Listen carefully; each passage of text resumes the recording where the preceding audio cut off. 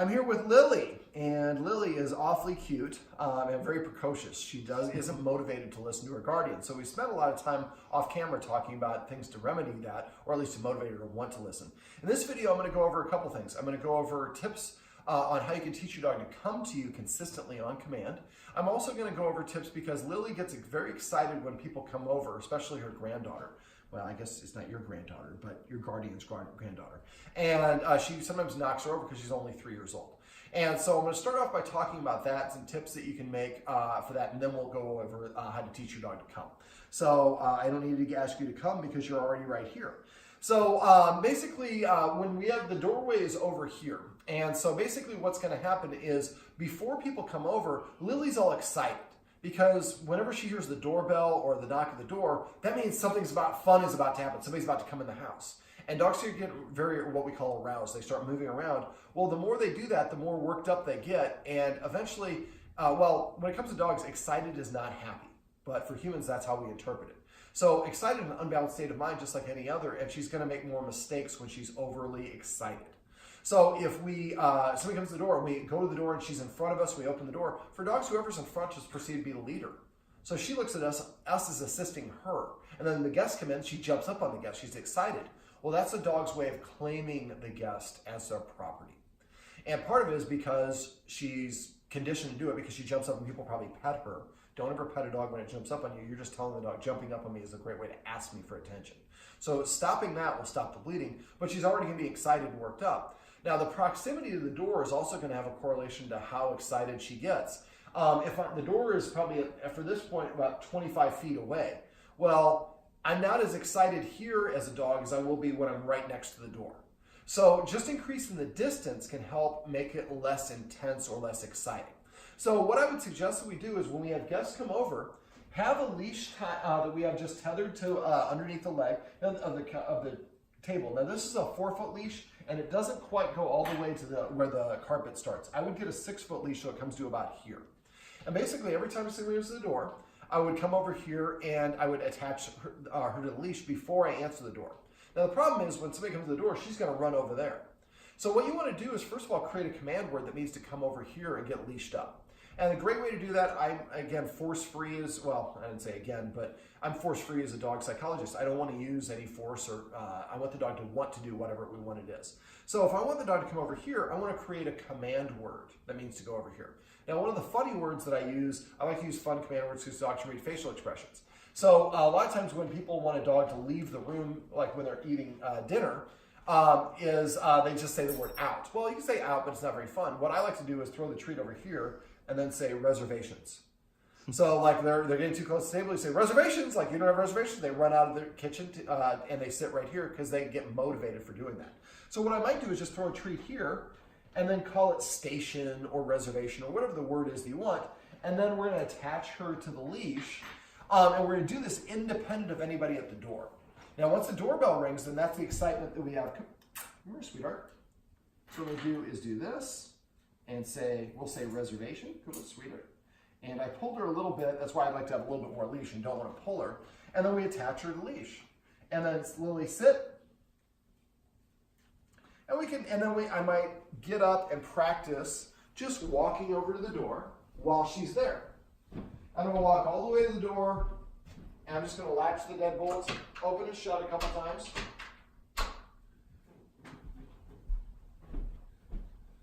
And we'll walk back over. In the future, if I do that, follow me with the camera. But you're okay. And I'm going to come back over here and then give her a little pet and then take her off of the leash. So I'm doing this independent of anybody coming over. So I'm helping her practice the ritual of coming over here and getting leashed up. So that's why we come up with a command word. So what I would do is at first, I would just throw the treat here and say reservations. And then I would have a second treat. Lily, come here. I'm holding the second treat to create a motivation. And last time I pulled her a little bit. I don't want to do that. So here's the treat.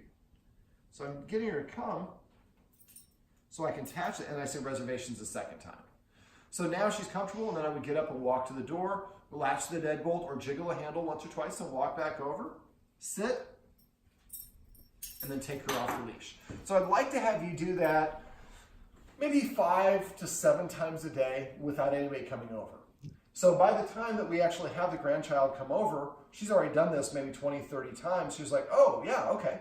So what I would do at first, eventually you'll have a doorbell ring and that you'll deal with that, but we want to make it as easy as possible. So what at first I do is when your daughter is coming over, have her text you when she just turns onto your block. And then you go get a treat. You ask Lily to come over here because she knows she's going to get a treat. And you've practiced this 21 or how many times. She's like, oh yeah, come over here, sit down, you attach this, I get a treat. You walk to the door and click it, then come back and give me another treat. Well, now, once she's over here, then they come to the door. And then ding dong, and she's all excited, but the leash is preventing her from getting over there. Right. So now you can go and open the door, and when you open the door, everybody comes in, and nobody, it's going to be harder for the granddaughter, but nobody should look at Lily because she's going to be over here barking and complaining, hey, let me come over there and jump up on you.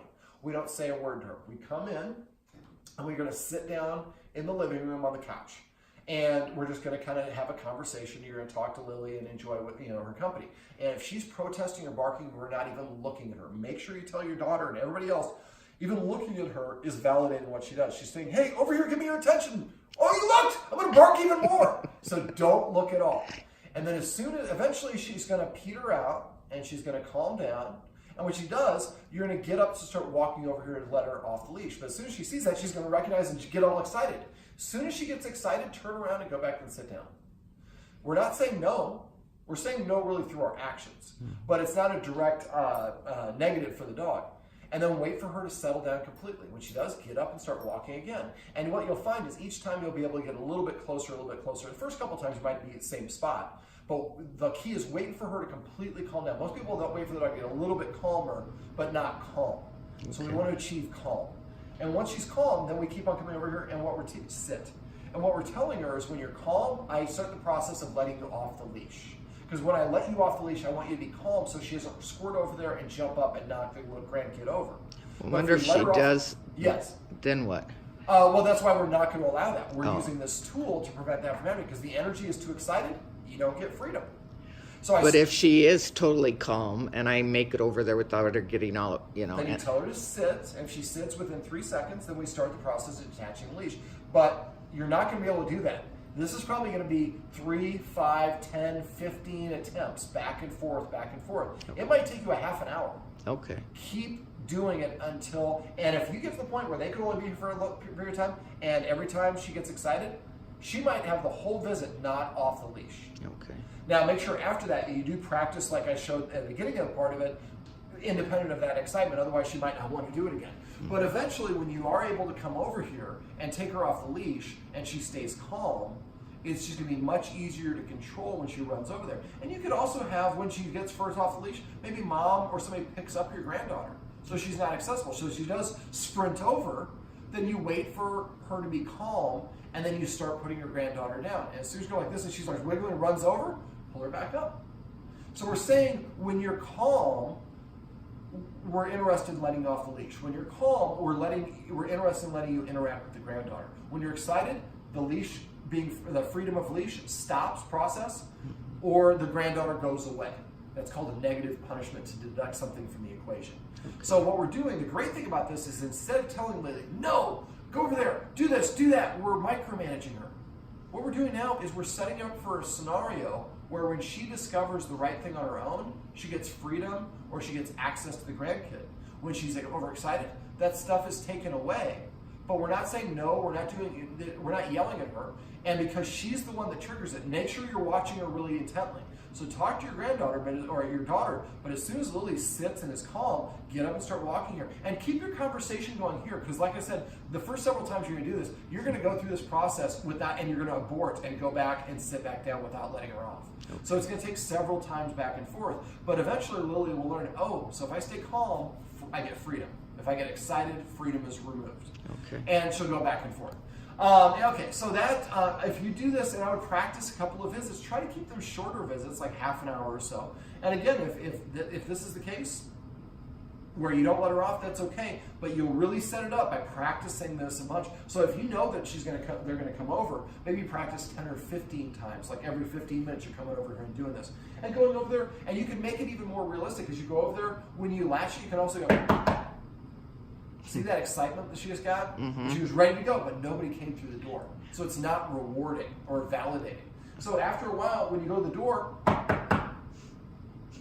and then come back over here. After a while, open the door and then knock on the inside of the door. Open and knock on the next time, knock on the glass door. Next time, open the door. Probably not tomorrow because it's going to be really cold. But open the door and ring the doorbell when there's nobody there.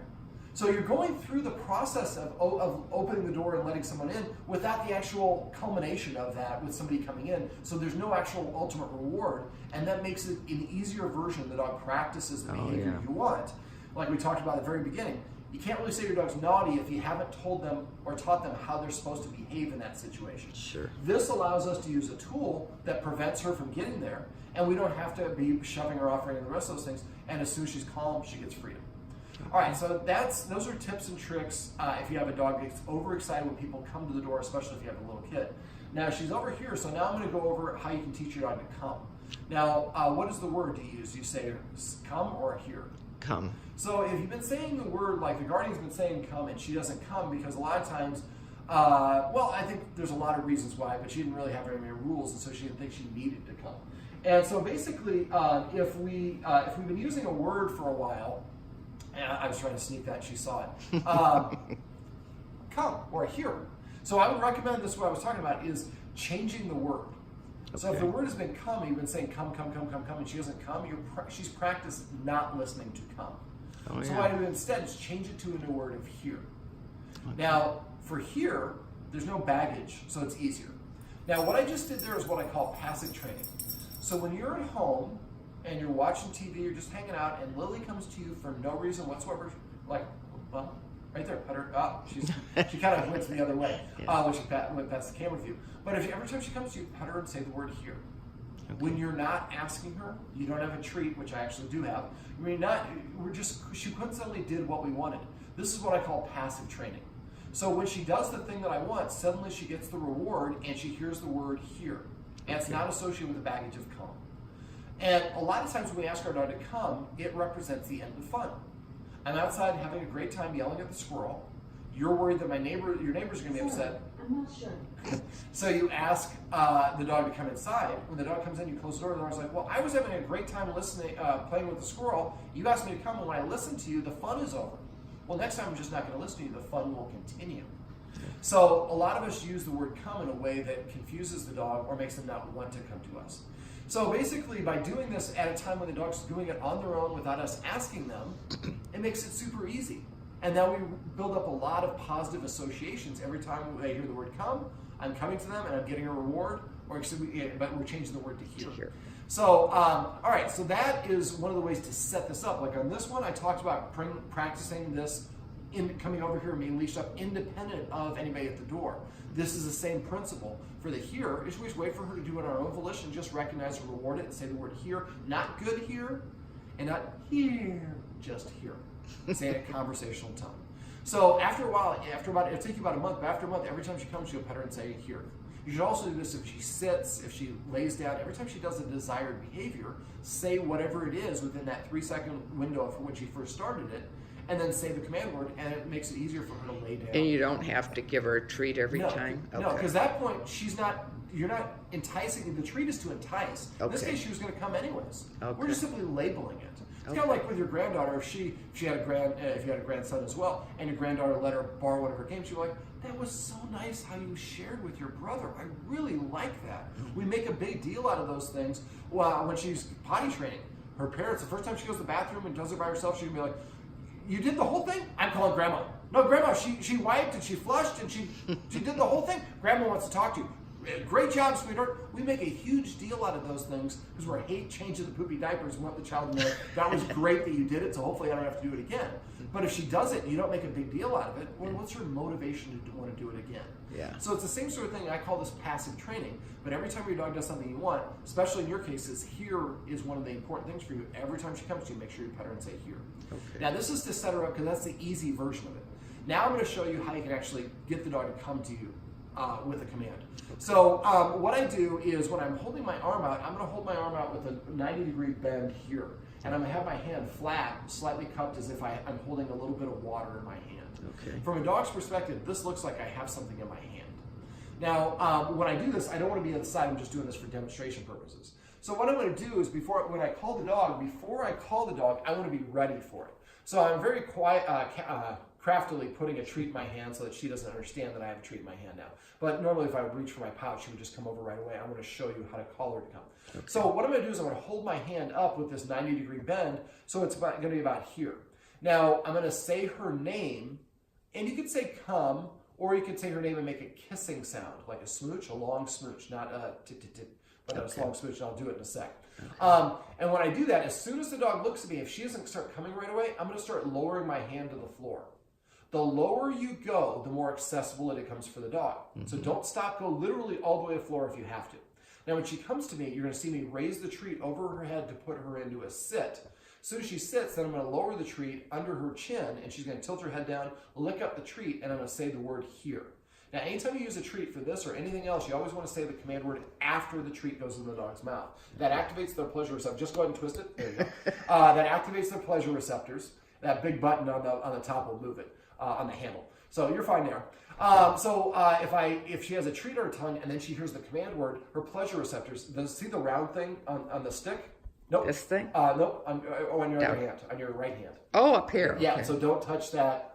Twist it back. Okay. There you go. There you go. And just don't touch that round. Okay, I guess I got up That's close. okay. Accidental. That's all right. New technology. So basically what we're going to do is when she comes over to us, I'm going to put her into the sit, and then I'm going to lower the treat. She licks up the treat, and I'm going to say the word here. So the pleasure receptors are activated. If she has a treat on her tongue, then she looks at more favorably upon that command word. Okay. And when I do this, what I would do is I would practice with your daughter, and when you have friends, you need to have at least 3 people over to practice this. Now, the passive training is just the dog comes on and shows up. You can do this by yourself. Okay. But when you're practicing this, so you want to have 3 people or more in a triangle, and each person is about 6 or 7 feet apart. And one person, and everybody has treats, and one person's in charge, and they point and they say, okay, David, you're in charge. And then I would call her just like this. Lily, here. Now she doesn't know what here is, so now I'm going to make the kissing sound and start lowering it. She comes to me, I raise it over her head when she's where I want. I lower it, let her lick it off, and say here, and then I tickle her under the chin like this. Okay. We're not always going to give her a treat, so if we already get her used to doing that, then it looks like we have a treat, even though my hand is empty. Okay. So then I would go like, and then the next person would call, and she says, no, I know you have more treats. I'm going to go like this and look up and become boring. If she jumps up or doesn't, I'm not going to say a word. So we're saying that you need to come to the person who calls you to get a reward, not who you want to go to, which is what she does now. Right. So then the next person would call her, and again, she doesn't know what the word here is. So if a dog knows a command, I say it twice, and I'll show you with her sit. Come here. Sit. Sit. So I said during the command stage to tell her what to do, and then when she did it, I gave her the treat, or I would pet her and say the word a second time. Okay. So I'm saying it twice. But in this case, when we're teaching a new command word, she doesn't know what here means yet, because we haven't put it in context. Okay. So what I would do instead is say her name, and then Lily, and if she doesn't, then I make that usually a kissing sound. We'll get a look, and as soon as they look at you, start lowering your hand, then raise it up, arc over her head, let her lick it off, and tickle under her chin, and say the word here. So when I do this, I would have, depending on how many people you have, I give each people like 5 to 7 treats. Now at first, we're all about 7 feet apart, just in the living room. Mm-hmm. Well, as she starts getting pretty good, you'll see her having a little bounce in her step while she'll run to the next person. Then we can start moving it a little bit further apart. Maybe you sit on the chair there, somebody sits on the couch here, somebody sits on the floor here. Now it's about 9 feet apart. And then eventually you have somebody going sitting on the steps over there, or somebody sitting over there. We're gradually going to increase that distance until we can say here, and she runs even beyond line of sight. Okay. But go very progressively. And if she doesn't come, then shrink the circle. But having these high-value training treats, I'm going to leave these treats here with you so you can continue using them. So if you use these, and this becomes a little bit of a game. Every time that we come over, well, then we get to play this here game. And I get a bunch of treats, and I hear the word here, and instead of jumping up on people to get their attention, I'm going and sitting in front of them. That's why I make the dog sit with that motion, and I expect the sit. The dog comes to me, it should sit down, and then I pet it and reward it. Right, Lily? Yes. So I'm going to show you one more time. I'm going to throw a treat just to move her away, and then I'll call her back. I'll throw it over here. Lily.